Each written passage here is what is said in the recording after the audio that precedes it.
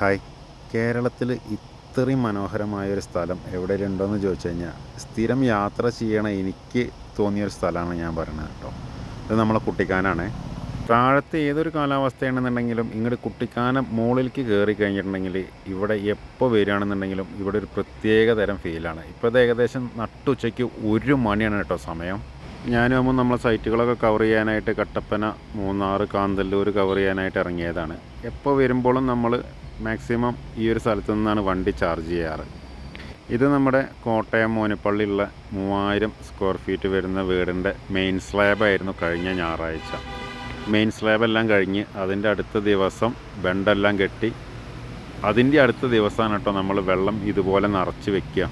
ഒരുപാട് ആൾക്കാർക്ക് സംശയമുള്ളൊരു മേഖലയാണ്. അതായത് മെയിൻ സ്ലാബ് കഴിഞ്ഞ് കഴിഞ്ഞാൽ ഈ ബെണ്ട് കെട്ടലും വെള്ളം നിർത്തലും ചില ആൾക്കാരെ വിചാരം ഇതൊക്കെ അന്നത്തെ ഒരു ദിവസം തന്നെ ചെയ്യണം എന്നുള്ളതാണ്. പിന്നെ അതിൽ കുറേ ആൾക്കാർക്ക് ഉണ്ടാവുന്ന അറിവില്ലായ്മയും, അതായത് ഈ ഒരു ഫീൽഡിനെ കുറിച്ചിട്ടോ ഈ ഒരു മേഖലയെ കുറിച്ചിട്ടോ അറിയാത്ത ഒരുപാട് ആൾക്കാരുണ്ട്.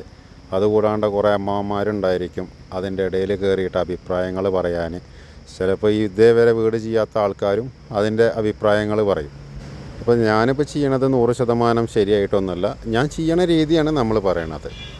കാരണം നമ്മളെ വീഡിയോസിൽ പറയുന്ന കാര്യങ്ങളൊക്കെ നമ്മൾ എങ്ങനെയാണോ വർക്ക് ചെയ്യണത് ആ രീതി ആൾക്കാർക്ക് മനസ്സിലാക്കിയിട്ട് ഈ രീതിയിൽ ഞങ്ങളെ വർക്ക് ഏൽപ്പിക്കണം എന്നിഷ്ടമുള്ള ആൾക്കാർ മാത്രമേ ഏൽപ്പിക്കാൻ വേണ്ടിയിട്ടാണ്. പിന്നെ ഈ ഒരു മെയിൻ സ്ലാബ് ചെയ്യണ സമയത്ത് ഇത് ചെയ്ത ദിവസം ഞാനെടുത്ത വീഡിയോ ആണ്. സാധാരണ ഇത്രയും വലിയൊരു സ്ലാബ് ചെയ്യണ സമയത്ത് നല്ല വെയിലാണെന്നുണ്ടെന്നുണ്ടെങ്കിൽ നമ്മൾ സ്ലാബ് ചെയ്തുകൊണ്ടിരിക്കുമ്പോൾ തന്നെ സ്ലാബ് നനച്ചു കൊടുക്കേണ്ട ഒരു ആവശ്യം വരും. കാരണം വല്ലാണ്ട് വെയിൽ തട്ടിയിട്ടുണ്ടെന്നുണ്ടെങ്കിൽ ക്രാക്ക് വരാൻ സാധ്യതയുണ്ട്. പക്ഷേ ഇപ്പോഴത്തെ ഒരു കാലാവസ്ഥയുടെ പ്രകാരം കൊണ്ട് എന്താണെന്ന് അറിയില്ല, ഈ മെയിൻ സ്ലാബ് ചെയ്യണമെന്ന് തീരെ വെയിൽ എന്ന് പറയണത് ഉണ്ടായിരുന്നില്ല. ഇപ്പോൾ ഏകദേശം കണ്ടില്ലേ, അതായത് രാവിലെ തുടങ്ങുന്ന സമയം മുതൽ ഇത് സ്ലാബ് തീർന്നത് 4 മണിക്കാണ്. ആ 4 മണി വരെയും മഴയുണ്ടായിട്ടില്ല, അതുപോലെ തന്നെ വെയിലും ഉണ്ടായിട്ടില്ല.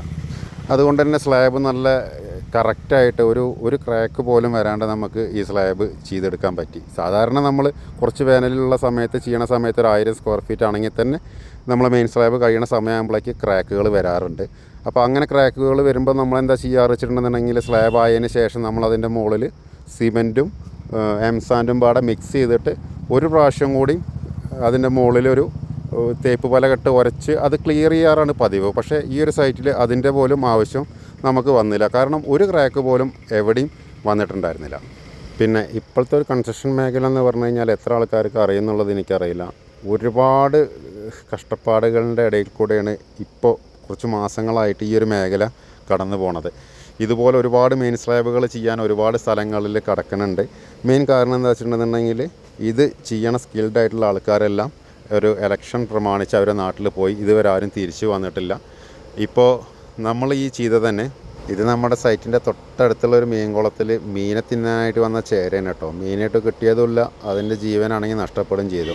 ഈ ഒരു മെയിൻ സ്ലാബ് ചെയ്യാനായിട്ട് നമ്മൾ കോട്ടയത്ത് തന്നെ ഒരുപാട് ആൾക്കാരെ കോൺടാക്ട് ചെയ്തു. വിളിക്കുന്ന ആൾക്കാരെല്ലാം പറഞ്ഞിരുന്നു അവരുടെ കയ്യിലൊന്നും ആൾക്കാരില്ല. പിന്നെ നമുക്കൊരു 230 ചാക്കോളം വരുന്ന ഒരു കോൺക്രീറ്റാണ്. അപ്പോൾ നമ്മൾ പുതിയൊരു ടീമിനെ വെച്ചിട്ട് പരീക്ഷിക്കാൻ എനിക്കും പേടിയാണ്.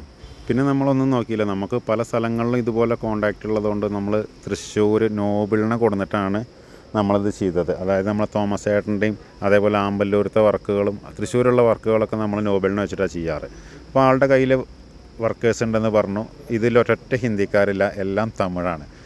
അപ്പോൾ അങ്ങനെ നമ്മൾ അവിടുന്ന് കൊടുന്ന് ചെയ്യേണ്ടി വന്നു. സാധാരണ ഒരു മെയിൻ സ്ലാബ്, അതായത് ഇത്രയും വലിയൊരു സ്ലാബ് ചെയ്യാൻ എത്രയാണോ എക്സ്പെൻസ് വരിക അതിൻ്റെ ഒരു ഇരട്ടി എക്സ്പെൻസ് വന്നു. കാരണം എന്താ വെച്ചിട്ടുണ്ടെന്നുണ്ടെങ്കിൽ ഒരു നാഷണൽ പെർമിറ്റ് ലോറി വിളിച്ചിട്ടാണ് ഈ 10-22 ആൾക്കാർ, അതേപോലെ തന്നെ മിഷനറീസും സാധനങ്ങളൊക്കെ അവിടുന്ന് കൊടുന്ന് അവർ ഏകദേശം ഒരു 3 മണിക്ക് അവിടുന്ന് പുറപ്പെട്ടിട്ടാണ് ഇവിടെ ഒരു 7 മണിയാകുമ്പോൾ നമ്മളെ സൈറ്റിലെത്തിയത്.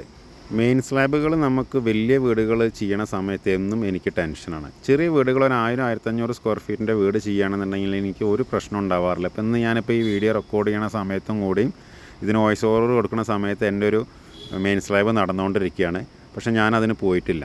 പക്ഷേ ഒരു 2000 സ്ക്വയർ ഫീറ്റിൻ്റെ മുകളിലേക്ക് വരുന്ന സിംഗിൾ സ്ലാബ് ആണെന്നുണ്ടെങ്കിൽ ഞാൻ ആ സൈറ്റിൽ തീർച്ചയായിട്ടും നിൽക്കണതിൻ്റെ കാര്യം എന്താണെന്നുള്ളത് ഞാൻ ഇപ്പോൾ ഈ ഒരു വീഡിയോയിൽ തന്നെ നിങ്ങൾക്ക് കാണിച്ചു തരാം. കാരണം ഇങ്ങനത്തെ വലിയ സ്ലാബുകളൊക്കെ ആകുമ്പോൾ ഒരുപാട് പ്രതിസന്ധികൾ വരും. ഇപ്പോൾ ഈ ഒരു ഇതുണ്ടോ, ഇത് ഇവിടെ വെള്ളമില്ല, വെള്ളം നമ്മൾ പുറത്തുനിന്ന് മേടിക്കണം. അതായത് ഇതൊക്കെ എല്ലാ കാര്യവും പ്രോപ്പറായിട്ട് അറേഞ്ച് ചെയ്തില്ലാന്നുണ്ടെങ്കിൽ ഈ ഒരു സ്ലാബ് നമ്മൾ വിചാരിച്ചൊരു സമയത്ത് ഒരിക്കലും തീർക്കാൻ പറ്റില്ല. അതാണ് ഒന്നാമത്തെ കാര്യം. ഒരു 1000 സ്ക്വയർ ഫീറ്റ് വീടാണെന്നുണ്ടെങ്കിൽ എങ്ങനെ ആയിക്കഴിഞ്ഞാലും ഒരു ഉച്ചയാകുമ്പോഴേക്ക് എന്തായാലും തീരും. ഇത്രയും വലിയൊരു സ്ലാബ് നമുക്ക് അധികം ഡിലേ വരുത്താണ്ട് തന്നെ ഒറ്റയടിക്ക് തീർക്കേണ്ടതുണ്ട്. ഇപ്പം നോർമലായിട്ട് നമുക്ക് 3000 സ്ക്വയർ ഫീറ്റിൻ്റെ ഒരു സ്ലാബ് വാർക്കണമെന്നുണ്ടെങ്കിൽ ഒരു ചാക്ക് സിമെൻറ്റിന് തന്നെ ഏകദേശം ഒരു 25 ലിറ്ററോളം വെള്ളം വേണം. അപ്പോൾ അങ്ങനെ നോക്കുമ്പോൾ ഏകദേശം ഒരു 5000 ലിറ്ററിൻ്റെ മുകളിൽ നമ്മൾക്ക് ഇതിൻ്റെ കോൺക്രീറ്റിന് മാത്രമായിട്ടുള്ള വെള്ളം തന്നെ വേണം, 5000 ലിറ്ററിൻ്റെ മുകളിലേക്ക്. പിന്നെ അതുപോലെ ഒരു മെയിൻ സ്ലാബൊക്കെ നടക്കുന്ന സമയത്ത് അതിൽ ഒരു ഇരട്ടി വെള്ളം ഇവർ മെഷീനറീസ് ക്ലീൻ ആക്കാനായിട്ടും പിന്നെ വേറെ ഈ മെറ്റലിൽ അടിച്ചിട്ടും അങ്ങനെയൊക്കെ ആയിട്ട് ഒരുപാട് വെള്ളം അധികം എക്സ്പെൻസ് വരും. പിന്നത്തെ കാര്യം എന്താ വെച്ചിട്ടുണ്ടെങ്കിൽ ഇതൊരു ഞായറാഴ്ചയാണ് ചെയ്യണത്. ഒരു മെറ്റീരിയൽ പോലും നമുക്ക് പുറത്തുനിന്ന് മേടിക്കാൻ കിട്ടില്ല. അപ്പോൾ നമ്മളെല്ലാ സാധനങ്ങളും എല്ലാം സെറ്റാക്കി വെച്ചതിന് ശേഷം മാത്രമേ ഉള്ളൂ നമ്മൾ ഇങ്ങനത്തെ ഒരു സ്ലാബിൻ്റെ അടുത്ത് നിൽക്കാൻ പറ്റുക. പിന്നെ അതിൻ്റെ റിസ്ക് ഫാക്റ്റ് എന്ന് പറയണത് ഈ ഒരു വീട് എന്നൊക്കെ പറയുമ്പോൾ ഏകദേശം ഒരു 45 അടി നീളവും അതേപോലെ തന്നെ ഒരു 21 അടിയോളം വീതി ഇതിൻ്റെ ഹാള് വരുന്നുണ്ട്. അതായത് ഒറ്റ ചുമരില്ലാണ്ടാണ് അത്രയും ഒരു ഏരിയ നിൽക്കുന്നത്. അപ്പോൾ ഇതേപോലെ ഇപ്പോൾ ഇവിടെ തന്നെ എനിക്ക് നല്ലൊരു അബദ്ധം പറ്റി. ഇപ്പോൾ നിങ്ങൾ ഈ കാണുന്ന ഒരു ഏരിയയിൽ സെൻട്രൽ മുട്ടെല്ലാം കൊടുത്തിട്ടുണ്ട്. അതായത് ഒരു സ്പാനിന് 3 മുട്ട് എന്നുള്ള രീതിയിൽ കൊടുത്തിട്ടുണ്ടായിരുന്നു. പക്ഷേ അവിടെ പറ്റിയൊരു പ്രശ്നം എന്താ വെച്ചിട്ടുണ്ടെന്നുണ്ടെങ്കിൽ നമ്മുടെ സ്പാന് ഒടിഞ്ഞു പോയി. നിങ്ങൾ ആലോചിച്ച് നോക്കൂ, നമ്മൾ ഒരിക്കലും ചിന്തിക്കാത്ത ഒരു കാര്യമാണ്. അതായത് ഒരു സ്പാൻ ഒടിയാന്ന് പറഞ്ഞിട്ടുണ്ടെന്നുണ്ടെങ്കിൽ നമ്മളത് ഒരിക്കലും കണക്കാക്കണില്ല. സാധാരണ നമ്മൾ സ്പാന് കൊടുത്തിട്ടുണ്ട്, 3 മുട്ടും കൊടുത്തിട്ടുണ്ട്. പക്ഷേ ഇതിങ്ങനെ ഒരു സ്പാൻ ഒടിയും എന്നുള്ളത്, അത് ഒടിഞ്ഞു കഴിഞ്ഞാൽ എത്ര വലിയൊരു അപകടം സംഭവിക്കണമെന്നുള്ളതോ നമ്മുടെ ഭാഗ്യത്തിന് ആ സമയത്ത് ഞാൻ താഴെ പോയപ്പോൾ ആ സ്പാൻ ഒടിഞ്ഞ് താഴത്തേക്ക് വരണോണ്ടിരിക്കുന്ന ഒരു സ്റ്റേജിലാണ് ഞാൻ കണ്ടത്. അപ്പോൾ തന്നെ നമ്മളവിടെ അഡീഷണൽ മുട്ടെല്ലാം കൊടുത്ത് നമ്മളത് ലെവൽ ചെയ്തു. പക്ഷേ ആ സമയത്ത് ഞാൻ ആ സൈറ്റിൽ ഇല്ലാന്നുണ്ടെന്നുണ്ടെങ്കിൽ വലിയൊരു ദുരന്തം. കാരണം ഒരു സ്പാൻ പോയി കഴിഞ്ഞിട്ടുണ്ടെന്നുണ്ടെന്നുണ്ടെങ്കിൽ അത്രയും വലിയ ഹാളെന്നൊരു സ്പാൻ പോയി കഴിഞ്ഞിട്ടുണ്ടെന്നുണ്ടെങ്കിൽ സ്വാഭാവികമായിട്ട് 2 സൈഡത്തെ ഷീറ്റും വീഴും. ഷീറ്റ് വീണ് കഴിഞ്ഞാൽ പിന്നെ നമുക്ക് അന്നത്തെ ഒരു ദിവസം ആ സ്ലാബ് ഒന്നും ചെയ്യാൻ പറ്റില്ല. കാരണം ഇത് കോൺക്രീറ്റ് തീരാൻ തന്നെ ഏകദേശം ഞാൻ പറഞ്ഞല്ലോ 4 മണിയായി. അതിൻ്റെ ഇടയിൽ ഇപ്പോൾ ഈ കാണുന്ന ഹാളിൻ്റെ ഇടയിലൊരു പൊളിഞ്ഞ് വരുന്നൊരു സംഭവം ഉണ്ടായി എന്നുണ്ടെന്നുണ്ടെങ്കിൽ നമ്മൾ ചെയ്തുകൊണ്ടിരിക്കുന്ന ഈ ഒരു നല്ല സംരംഭം ഇങ്ങനത്തെ ഒരു ചെറിയ നിസ്സാര അശ്രദ്ധ മതി ഇത് ഒറ്റ ദിവസം കൊണ്ട് പൊളിഞ്ഞു പോകാനും.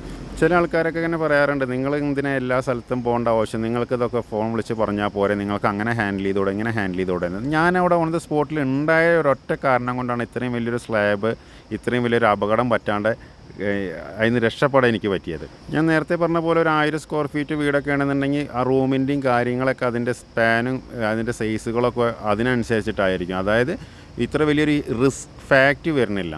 എന്തൊക്കെ കഴിഞ്ഞാലും നല്ല ഭംഗിയായി മെയിൻ സ്ലാബിൻ്റെ വർക്കുകൾ ഏകദേശം ഒരു 4 മണിയാകുമ്പോഴേക്ക് തീർന്നു. വലിയ കുഴപ്പങ്ങളും കാര്യങ്ങളൊന്നും ഉണ്ടായില്ല. പിന്നെ ഈ സ്ലാബ് ചെയ്ത് ഞാൻ പറഞ്ഞല്ലോ ഞായറാഴ്ചയാണ്. ഞായറാഴ്ചയ്ക്ക് വേറൊരു പ്രത്യേകതയും കൂടി ഉണ്ടായിരുന്നു. എൻ്റെ അച്ഛൻ മരിച്ചിട്ട് 15 ദിവസം തികയണ അന്നാണ് ഈ ഒരു മെയിൻ സ്ലാബ് ചെയ്തത്. എന്തെങ്കിലും സംഭവിച്ചു കഴിഞ്ഞിട്ടുണ്ടെങ്കിൽ നാട്ടുകാർ പറഞ്ഞേനെ അവൻ്റെ അച്ഛൻ്റെ കർമ്മം കൂടി ചെയ്യാണ്ട് പണിയുടെ പിന്നാലെ നടക്കൊണ്ടാണ് സംഭവിച്ചെന്നുള്ളത്. അപ്പോൾ കർമ്മത്തിൻ്റെ കാര്യം പറയുകയാണെന്നുണ്ടെങ്കിൽ അവനാൻ ചെയ്യേണ്ട കർമ്മം കറക്റ്റായിട്ട് ചെയ്ത കാരണം കൊണ്ടാണ് ഈ ഒരു സ്ലാബ് ഒന്നും സംഭവിക്കാണ്ടിരുന്നത്.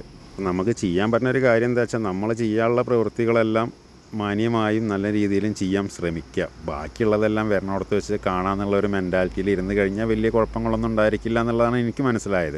എന്തൊക്കെയായാലും എല്ലാം നല്ലതിനാവട്ടെ. ഇതിപ്പോൾ ഞാൻ വോയിസ് ഓവർ കൊടുക്കുന്ന സമയത്ത് നമ്മൾ ഇലക്ഷൻ കഴിഞ്ഞ് 10 ദിവസം വെയിറ്റ് ചെയ്തിരുന്ന് ആരാ മുഖ്യമന്ത്രി എപ്പോഴാണ് മുഖ്യമന്ത്രിയാവുക എന്നുള്ള വെയിറ്റിംഗ് അത് കഴിഞ്ഞതിന് ശേഷമാണ് ഞാനിത് വോയിസ് ഓവർ കൊടുക്കുന്നത്. അങ്ങനെ വി ഡി സതീശൻ കേരളത്തിൻ്റെ പുതിയ മുഖ്യമന്ത്രിയായി.